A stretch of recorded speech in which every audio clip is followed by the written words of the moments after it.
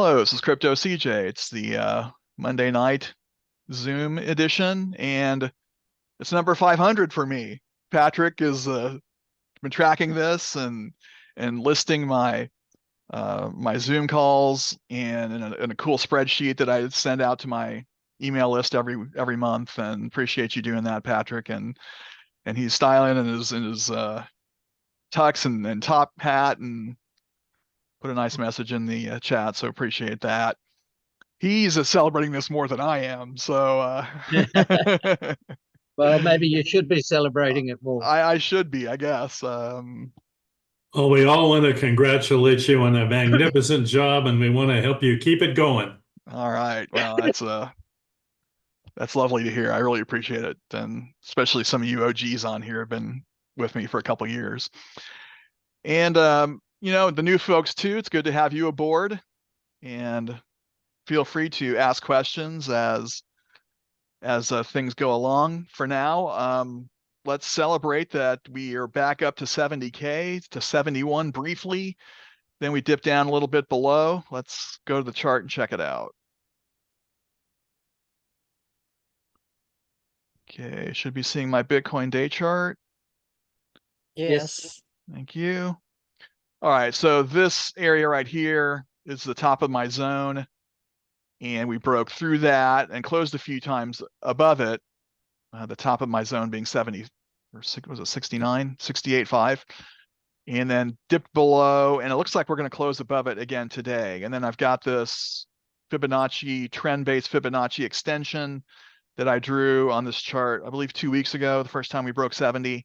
So I'm looking for a move up to about 85 based on this, give or take. It's more of an art than science. So that's where I'm looking for Bitcoin to hit next, and I'll have a decision to make if I want to sell another piece of my bag of Bitcoin and Ethereum. So that's the tentative plan. I did see a news item that I thought was interesting. There was a large amount of Bitcoin that moved off of, I believe it was Binance, maybe it was Bybit, but a huge amount moved off, and that's a bullish sign. I mean, that reduces the supply of Bitcoin that's available to buy, supply and demand. So I don't know if that pushed up Bitcoin in and of itself. Probably not. Probably just a basic, profit-taking dip that we had last week. And as you can see, we recovered and almost all those, all those people who got a little twitchy and bailed around in the low 60s, and we're over 70K again. So looking good on Bitcoin. Let's take a quick look at Ethereum. I like your projection today better than last week, which was in the 50s. So yeah. So we'll take that. I can add, by the way, there was a get together of 800 plus institutional Bitcoin potential buyers over the weekend, and that was extremely bullish, that particular event, and projections were extremely high. I think Kathy Wood's new projection, which previously was about $1 million or $1.5 million per Bitcoin, has now pushed her eventual projections to over 3 million. Yeah, she's always had really high estimates. So I love her enthusiasm, and she's the CEO of ARK Investing, if I remember right. Yes, that's it. Okay, so you go, But Kathy. Appreciate it. All the projections are bullish, is the point, and I think it was beaten down enough for the institutions, especially to jump in come Monday morning. It seemed to take off when the New York markets opened up. Yep, that's what happened. So yeah, thanks for that, Robert. Any other comments, questions, prognostications, speculations about Bitcoin? All right, let's take a quick look at Ethereum. Haven't hit the all-time high yet. Did break over 4,000, but didn't hold. Got down to like 31, almost down below 3,000 last week, and we've recovered almost half of that to 3,600 at the moment. So but overall, market's looking pretty good. It's a green day. You know, most of this alts are doing well, and we'll take a look at some of those that are doing better than others. Any questions about the markets overall before we go to Altcoin Alert and iCoinPro to find some day trades and swing trades? Okay, I want to look at, I wanted to show you this. This ocean alert went off on a short. So I'm going to show you what not to take, what trades not to take. The RTI is a pretty good indicator to it's alert friendly, and if you use it correctly, you can get some pretty good entries. But what will happen a lot is it'll nudge just below, and then my 80 alert will go off. Like, okay, this is something I should short, but then it kind of bounces up in the same, you know, by the time the alert goes off, it's trending back up again. I don't take that trade. So I just wanted to make you be aware of that. Don't just take trades blindly because an indicator goes off on one of your alerts. Always evaluate everything that you see. Even though the cumulative delta was trending down, I didn't like that it had bounced back up, and so those aren't the trades I take very often. I want to see a more pronounced move, something like this on the long side, where it's breaking up with a 45-degree angle type line. Here, in this example, that may not have gone off, but this is what I want to see. I want to see that break above, a strong, ideally a vertical line, but 45 degrees is good too. If it's just putzing along sideways, those trades I don't take. Okay, so let's go to Altcoin Alert. And I'm on the Altcoin Radar site or page. I don't use a dashboard. I want all the information. That's why I use this one. The first sort I usually do is altcoin, or is an AA score. I'm usually looking for values 80 and higher. And these are the two I've been looking at today. ICP, Internet Computer, which has been doing really well lately. And Phantom, I actually entered a swing trade on ICP last week. It's doing really well. Then I entered one today on Phantom. So let's look at these. We'll look at Phantom. I've got that one up anyway, so we'll look at that one first. And take a quick look at the 5-minute. Look at this as a day trade, and then a swing trade. We are going into a squeeze, but not really a breakdown below the Bollinger Bands yet. So I don't like this as an entry. If you want to use a price alert, down here in the green zone, it's about 108, 109. That might be a good entry. That's an easy alert to set. Right click anywhere on the chart. And 109. I usually use my information source for the name of my alerts. This would be an AA score. And TradingView will remember it if you type it enough. Notifications, I'm going to go with my notify on the app on my phone, pop up on my computer, sound on my computer, and choose one of the alerts that you like. And that's how you do that. But I prefer alerts on the 15-minute chart on indicators. So I have set an alert. Actually, maybe I didn't do an alert on FTM. I thought I did.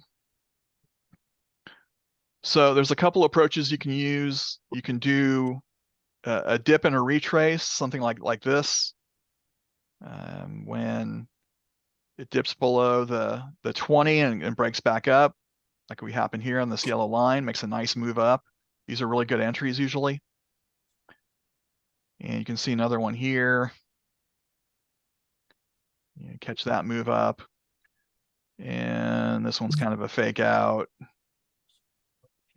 And this might be one that's maybe just kind of going sideways over the 20.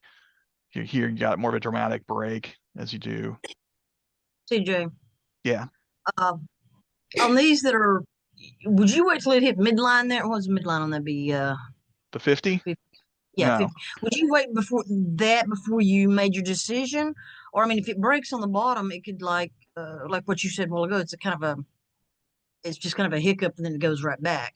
Yeah. So what I mean, this is 2020, looking back, but I mean, you're going along, even if your other indicators are kind of sideways, what would you go with? I guess is what Well, I'm asking.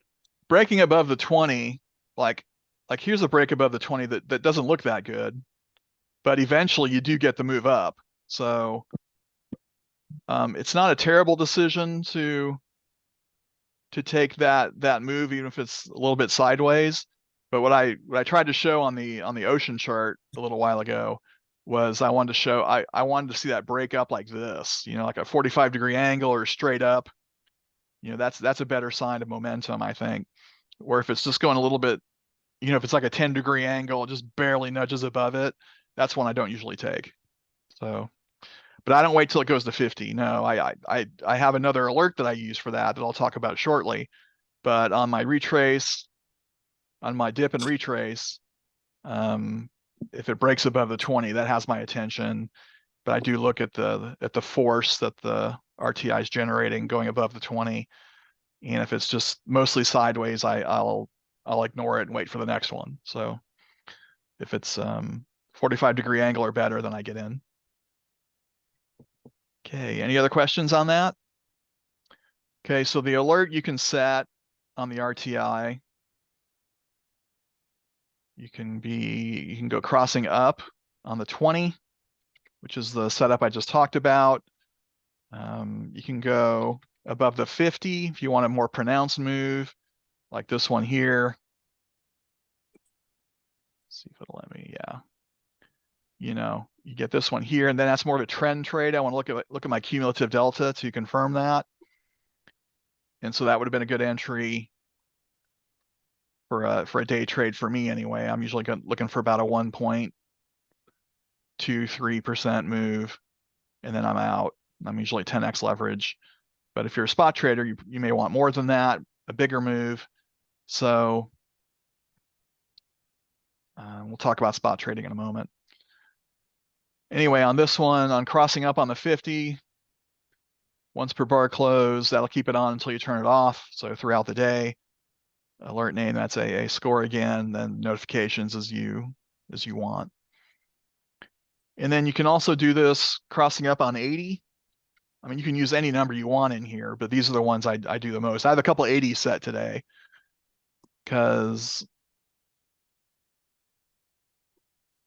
yeah, because like right here, it breaks above the 80 and then comes back and then breaks up again. See, that's a really good entry on a momentum trade.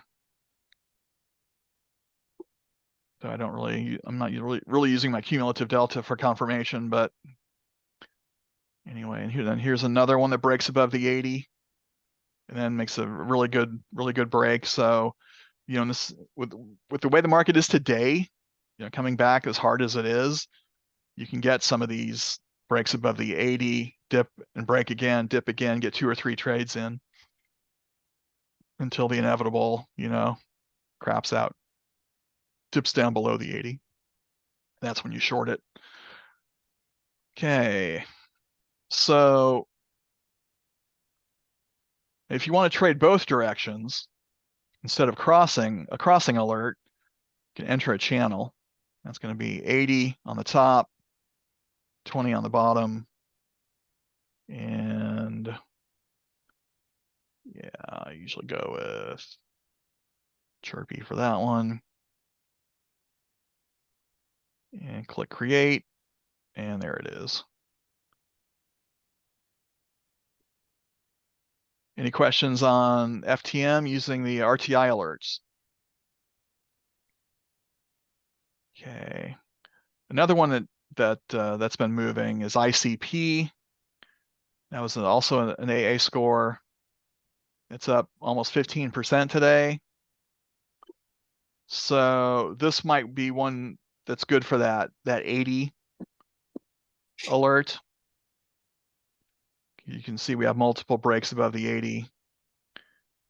You know, it dips here, then breaks back up. You catch that move there. And, you know, pretty much the same move.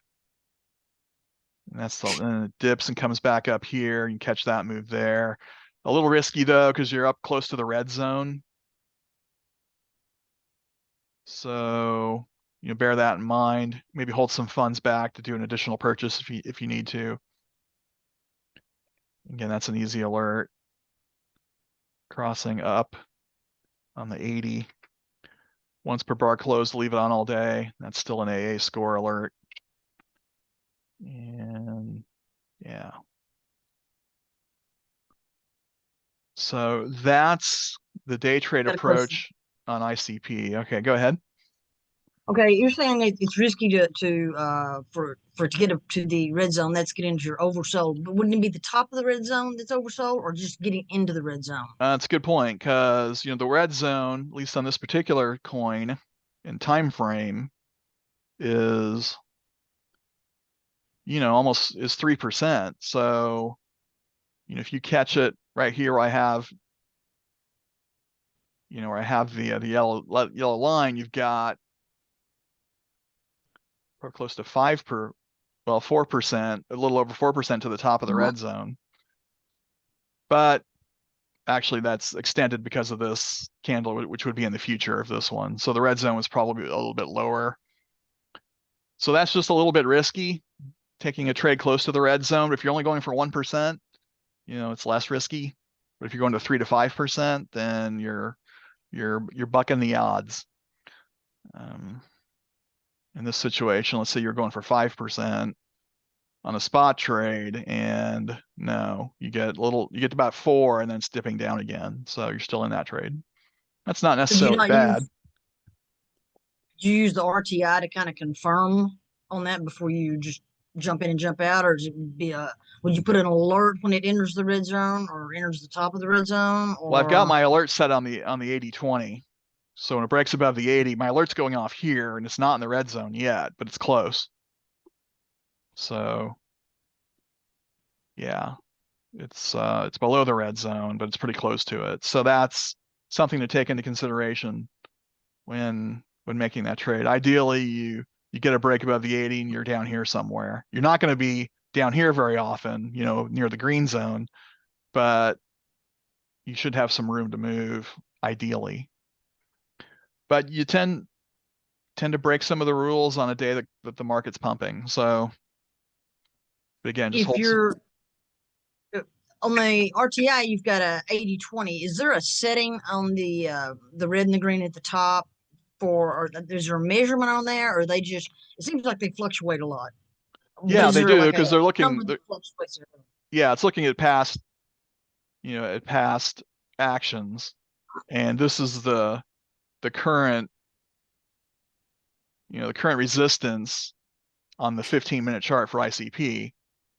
So, because it went up here yesterday, or actually today in the early morning hours, like 3-4 in the morning.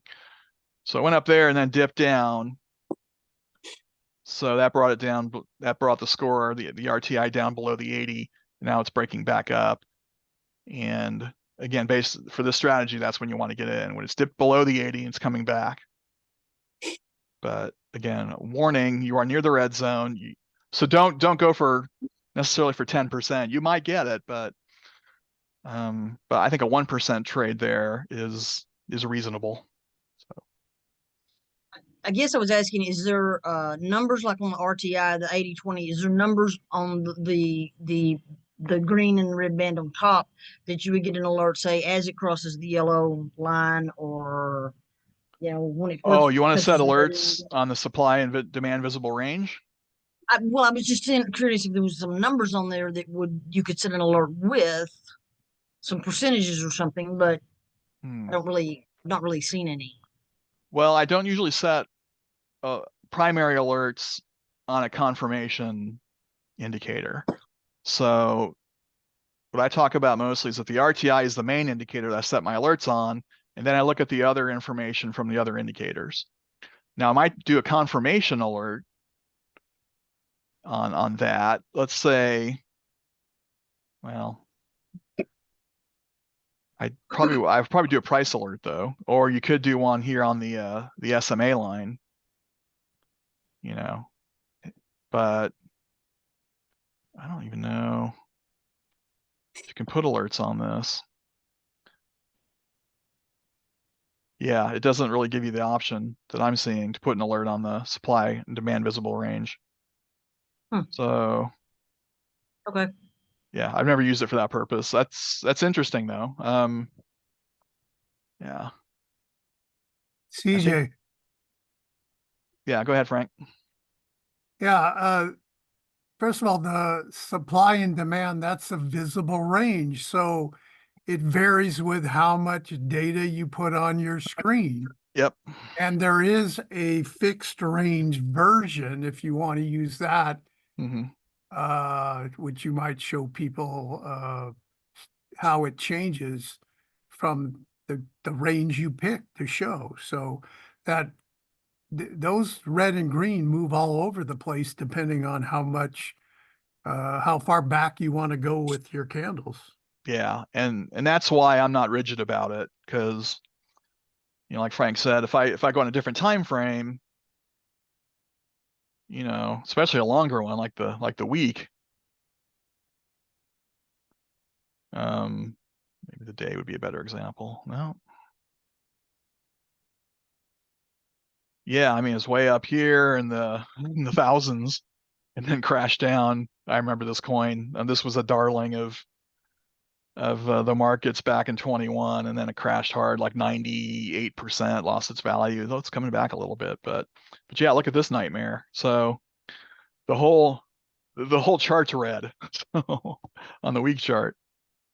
On the day chart, it's going to look different. It's going to print the red up here, but that's recent. I mean, today it's broken its day resistance. So yeah, it just depends on what time frame you're on.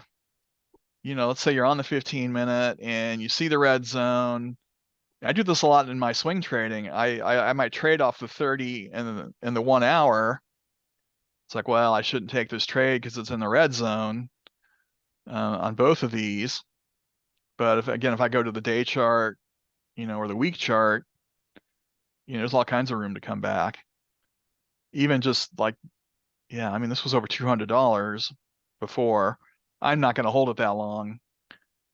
This isn't a real great example of this. Maybe I should look at FTM instead. But yeah, as Frank said, this is going to move around depending on what time frame you're on.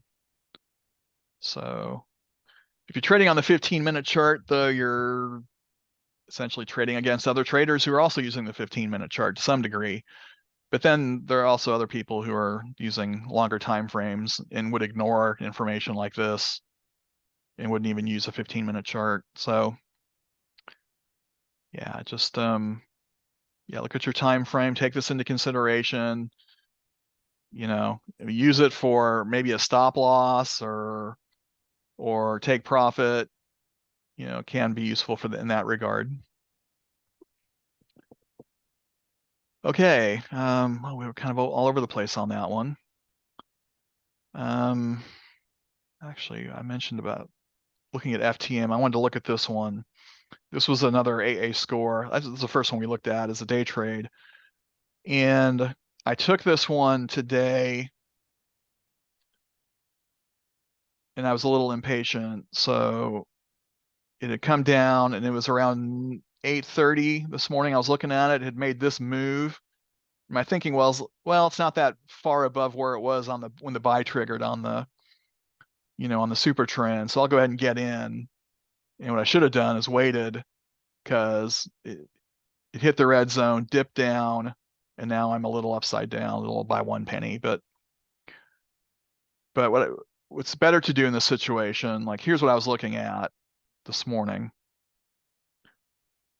So the better approach would be for a swing trade entry, would be to right click on the super trend, choose buy. And I think it was a banter trade email that was talking about this. And again, set your alert on the 1 hour, the 30-minute, or the 2 hour, whatever you like.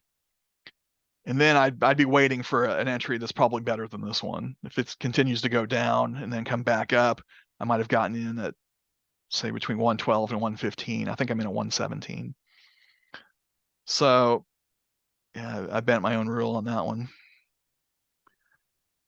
But then this is a better example than ICP. If I look at the day chart for an exit, it's in the red zone now. But if I put the week chart on, this one was a darling back in early 22. It was over $3. And so I bought this and set, and I think I'm getting out right around 159 is my goal on this one. So from 117 to 159, that's it's over a 30% move, and I'm at 5x leverage, so we'll see how that plays out. But I've held some funds back to make additional purchases if I need to, if it moves against me. So I was a little scattered on that one, but yeah, I use the super trend for entries usually, and then I look at different time frames for the support and resistance. Then I also look at this SMA, Trendio LSMA, for confirmation. So, TJ. Yeah. Also, if you can click off your list of indicators there, and underneath it in the red, well, no, the little arrow, the little caret sign at the bottom there that just closes them. See that? See, there's a sort of a graph there. This stair step looking thing? Yeah. So that shows you how strongly you are in the red, so to speak. You see at the very top, it's almost like a volume profile. Yeah, it does look like that. Okay.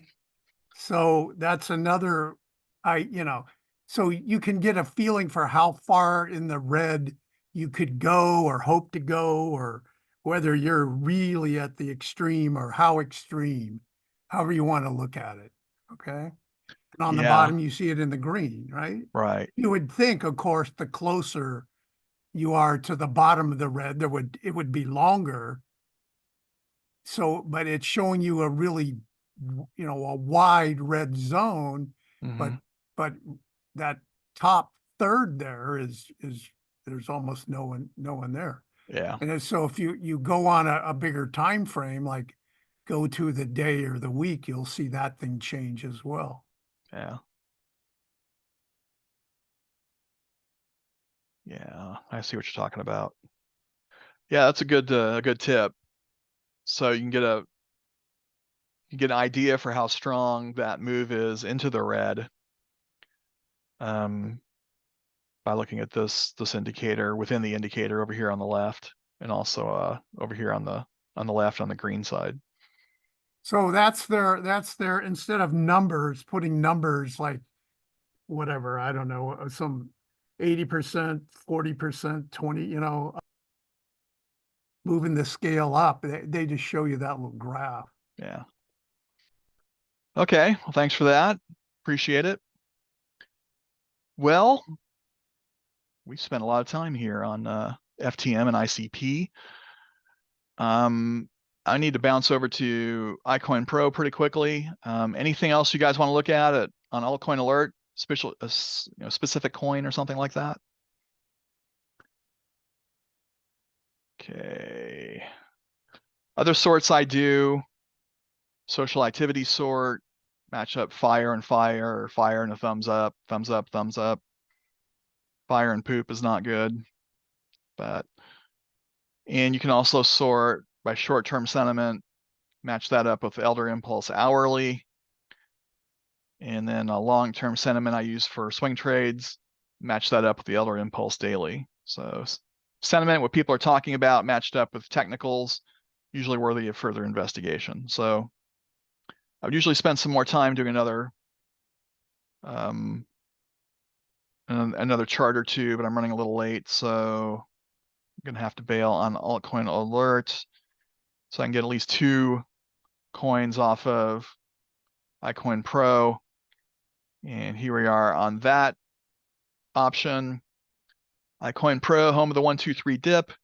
And it's got 2 tools that I like the most are the RSI SPY. RSI is similar to the RTI, a relative strength index, and I can sort by the hour. If it dips below 30, then that coin usually comes back from that. If it breaks above 70, then that one's usually going to come down from that. So at the moment, with our sort values of under 30, they're Bitcoin pairs, and 1 tether pair I'm not familiar with. This one too. So when this happens, I sort it the opposite way. And since we've been pumping most of the day, most of the coins are going to be above the 70 on the 1 hour RSI, but perhaps due to dip back down and be a potential short. Or it can dip back down below the 80 on the RTI and then break back up, and that's the kind of trade I was looking at with ICP and FTM. So at the moment, we've got a few that I like to trade: ILV, Illuvium, Anchor, Seller. Bitcoin's on here. I rarely trade Bitcoin as a day trade unless I'm just scalping. HBAR, OGN. So these are all coins I like: KNC, Kava, Compound, Tezos. Storage I like a lot. Moves really well. Atoms on here too. So a lot of these are been pumping today. Let's look at Storage. That's one of my favorite day trades to make.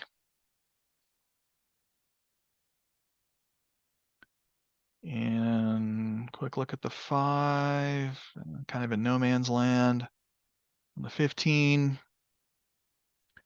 it's above the 80, looking to dip down in the red zone. This could be a candidate for a short. But the last time we broke down, it was a fake out and a bad one.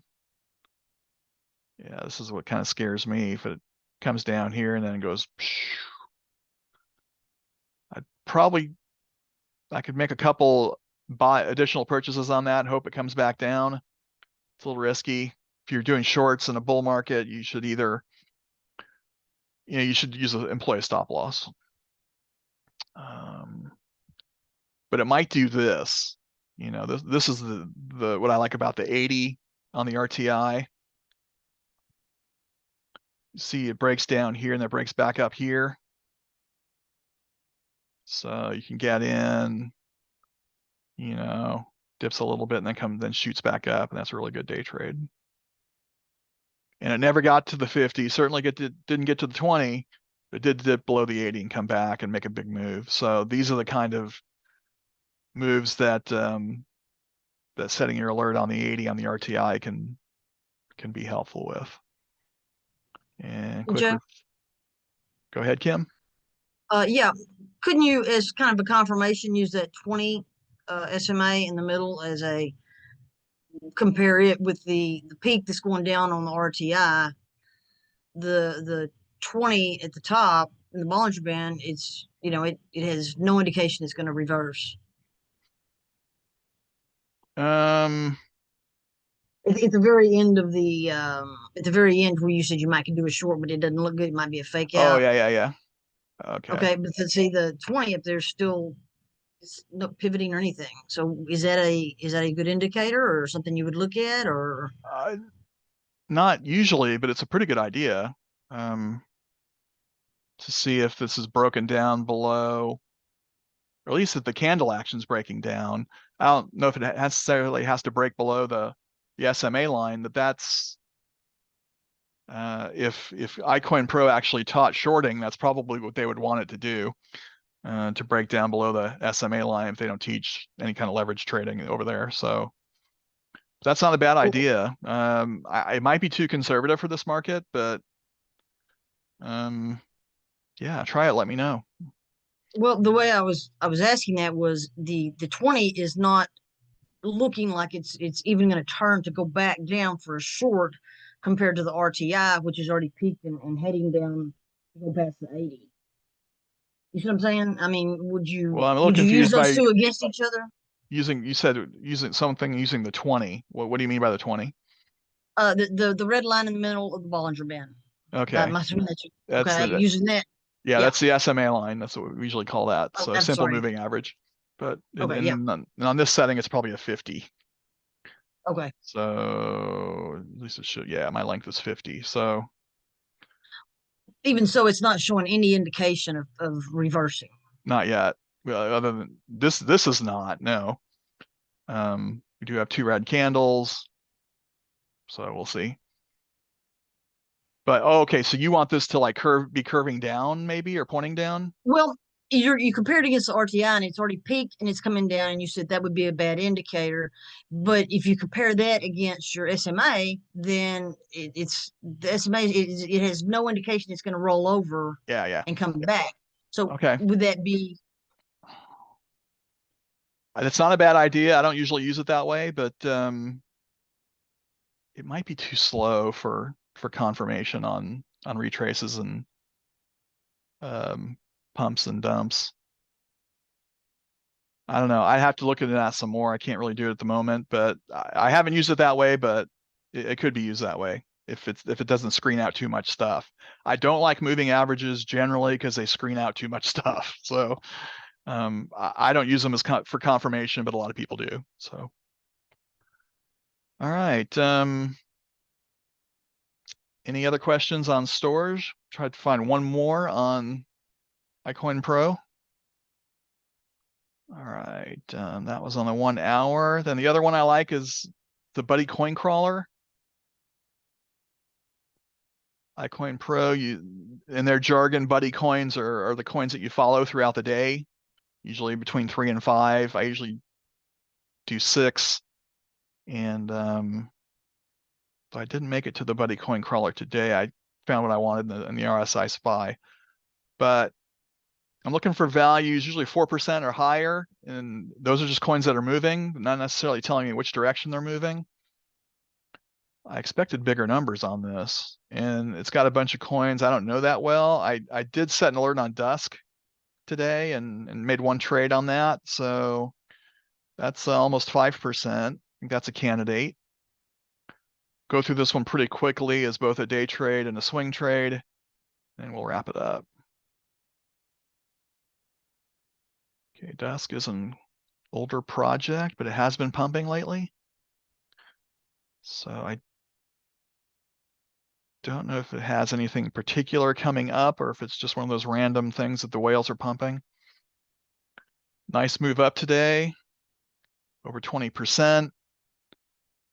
This one, it's had a couple fake outs on shorts, but this could be another candidate for that 80% approach.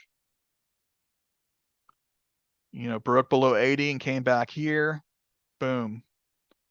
Did the same thing here. Boom. And yeah, did it here too. And boom, another trade. 3 trades in a row. And this occurred.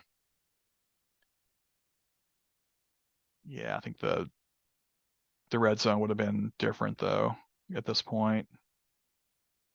Yeah, that would have been in the red zone coming down. So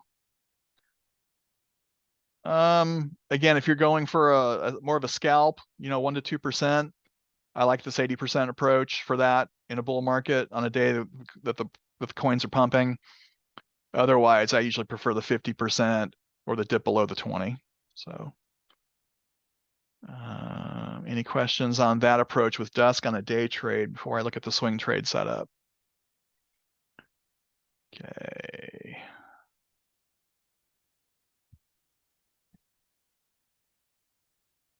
So on the 30 minutes, we've been in the buy and the super trend since early morning yesterday. But the last 4 candles on the 30 minute have been negative. So that one just flipped green. Let's look at the hour. We're still in a buy on the hour. And then where would my exit be theoretically? All right, so this one was, over $1, over 2 years ago in January 22. So there's a long way to go. If I were buying this on a swing, God, there's no real clear, maybe this one here, around 70 cents for a short-term swing trade. So 70 cents is my goal. I think I'd go with the super trend buy alert.